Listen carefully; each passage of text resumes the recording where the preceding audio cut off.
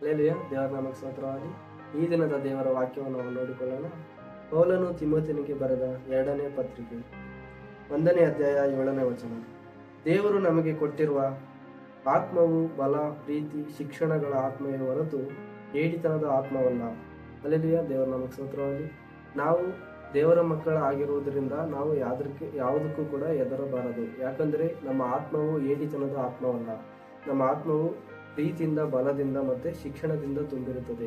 ಹಾಗಾಗಿ ನಾವು ದೇವರ ಮಕ್ಕಳ ಆಗಿರುವುದರಿಂದ ನಾವು ಹೇಡಿತನದ ಆತ್ಮ ಆಗಿ ಜೀವಿಸದ ಹಾಗೆ ನಾವು ಬಲದಿಂದ, ಪ್ರೀತಿಯಿಂದ ಮತ್ತು ಶಿಕ್ಷಣದಿಂದ ಜೀವಿಸುವಂತರಾಗೋಣ. ನಾವು ಪ್ರಾರ್ಥನೆ ಮಾಡಿಕೊಳ್ಳೋಣ. ಪರಿಶುದ್ಧನು ತನ್ನ ಮಹಾನತನಾದ ತಂದೆ, ನಾಮಕ್ಕೆ ಕೊಟ್ಟೆಯಾಗಿ ಸ್ತೋತ್ರಪ್ಪ. ಹೌದು ಸ್ವಾಮಿ, ನಮ್ಮ ಆತ್ಮವು ಕರ್ತನೆ ಹೇಡಿತನದ ಆತ್ಮ ಆಗಿರೋದ ಕರ್ತನೆ ಅಪ್ಪ, ನಿಮ್ಮ ಬಲ, ನಿಮ್ಮ ಪ್ರೀತಿಯಿಂದ, ನಿಮ್ಮ ಶಿಕ್ಷಣದಿಂದ ಕರ್ತನೆ ಧೈರ್ಯದ ಆತ್ಮವಾಗಿ ಕರ್ತನೆ ತುಂಬಿ ಹೊರಸೂಸುವಾಗಿ ಸಹಾಯ ಮಾಡಬೇಕಲ್ಲಪ್ಪ. ಹೌದು ಸ್ವಾಮಿ, ವಾಕ್ಯ ಭಾವನ ಸ್ವಾಮಿ ನಿಮ್ಮ ಕಾರಣ ಮುಟ್ಟಿಸುತ್ತಾ ತಂದೆ, ಮಗ, ಪವಿತ್ರಾತ್ಮ ಬೇಡಿ ಹೊಂದಿಕೊಳ್ಳುತ್ತೇವೆ ಜೀವನ ತಂದೆ. ಆಮೇಲೆ